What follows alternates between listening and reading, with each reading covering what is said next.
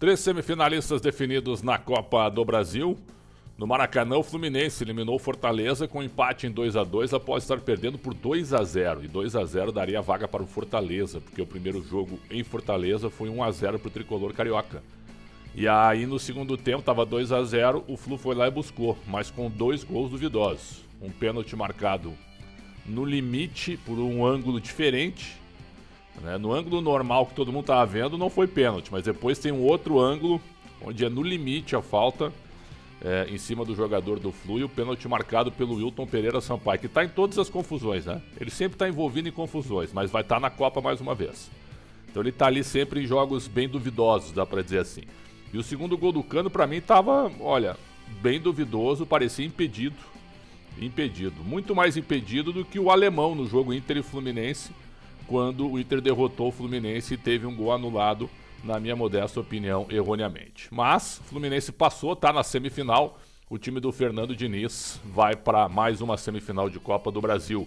E o Fernando Diniz ali, né, quem não gosta dele, tava só atrás da porta esperando para ele cair, para de novo meter o pau no treinador. Que é bom treinador e tá fazendo um bom trabalho no Flu.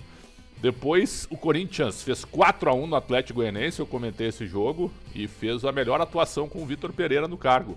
Escalou um time com 6 jogadores mais veteranos, os mais experientes, mesclado aí com a molecada, com os carregadores de piano, e o Corinthians deu muito certo. O Corinthians amassou o Atlético Goianiense e 4-1 saiu barato, né?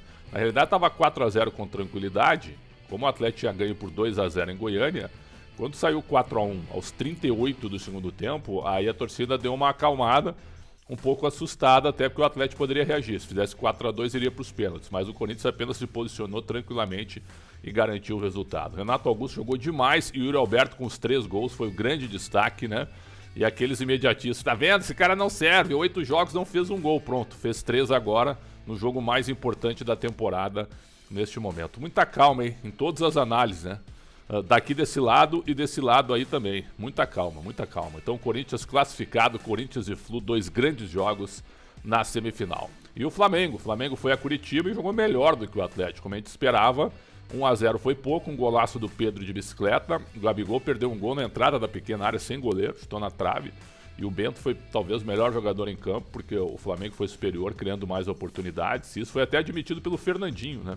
O cara que veio do Manchester City dizendo: o Flamengo foi melhor nos 2 jogos, e foi mesmo.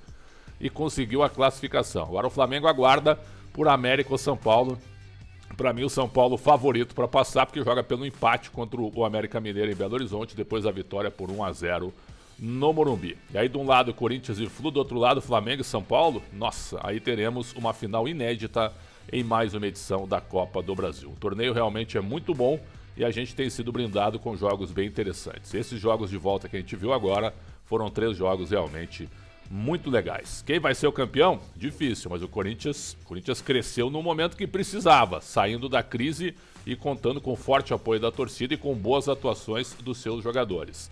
O Fluminense deu uma patinada, mas é bem treinado, e o Flamengo eu ainda acho que é o favorito, mesmo que pegue o São Paulo na semifinal.